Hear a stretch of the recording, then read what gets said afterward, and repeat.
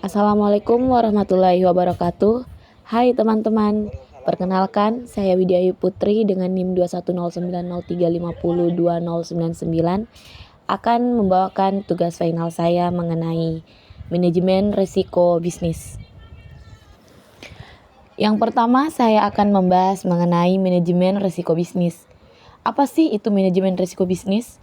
Risiko bisnis merupakan suatu akibat yang dapat terjadi pada sebuah bisnis yang berlangsung maupun yang akan datang. Sifat dari risiko bisnis ini sendiri ialah tidak pasti dan sebagian besar menimbulkan kerugian.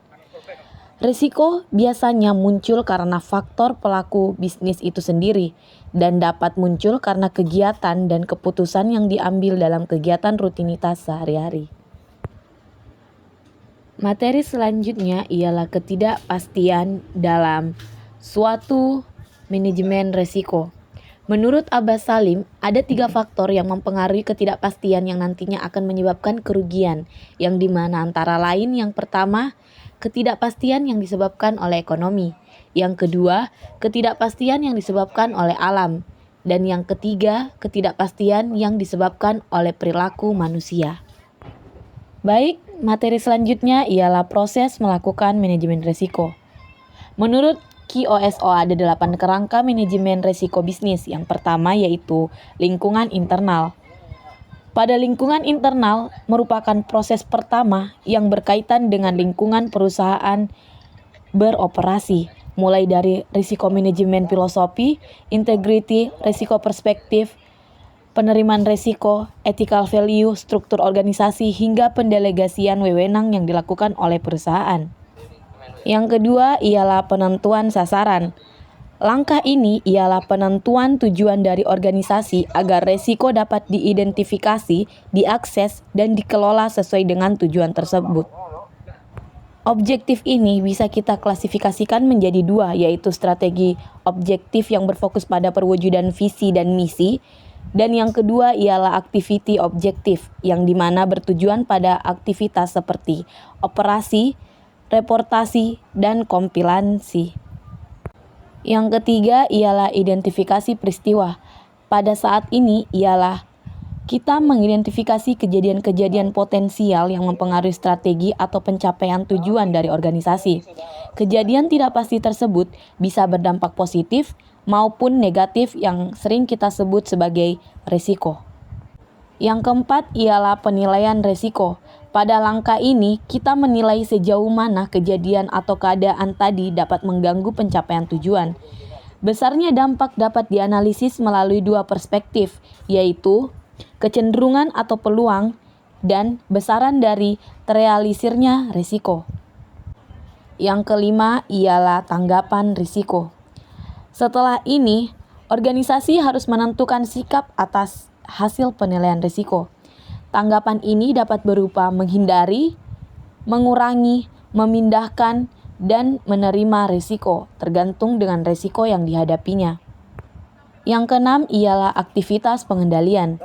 Proses ini berperan dalam penyusunan kebijakan-kebijakan dan prosedur-prosedur untuk menjamin risiko response terlaksana dengan efektif. Aktivitas pengendalian ini berupa pembuatan kebijakan dan prosedur, pengamanan kekayaan organisasi, delegasi wewenang, dan pemisahan fungsi serta supervisi atasan. Yang ketujuh ialah informasi dan komunikasi. Pada langkah ini, kita berfokus pada penyampaian informasi yang relevan kepada pihak terkait melalui media komunikasi yang sesuai dan tepat. Faktor-faktor yang perlu diperhatikan dalam pencapaian informasi dan komunikasi adalah kualitas informasi, arah komunikasi, dan alat komunikasi. Yang terakhir ialah yang ke-8, pemantauan. Pada langkah ini, kita akan melakukan monitoring, baik yang dilaksanakan secara terus-menerus maupun terpisah. Pada proses monitoring, perlu dicermati adanya kendala seperti reporting defisiensi, yaitu pelaporan yang tidak lengkap atau bahkan berlebihan. Materi selanjutnya ialah tips dalam melakukan manajemen risiko bisnis. Tips dalam melakukan manajemen risiko bisnis dibagi menjadi 4. Yang pertama ialah lakukan identifikasi risiko, yang dimana Anda dapat mencoba identifikasi kira-kira apa jenis risiko yang dapat muncul, apakah dari sisi finansial, pemasaran, produksi, dan sebagainya. Identifikasi risiko dapat bermanfaat untuk mengenali kemungkinan adanya risiko yang sedang maupun akan terjadi dalam bisnis Anda. Output dari identifikasi risiko ini adalah berupa daftar dari setiap risiko yang dapat terjadi pada bisnis Anda. Yang kedua ialah ranking berdasarkan kerugian.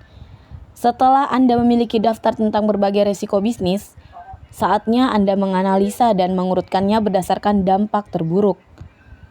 Mulailah berfokus pada risiko yang paling besar akibatnya dan paling sering dialami, terutama terhadap jenis bisnis serupa.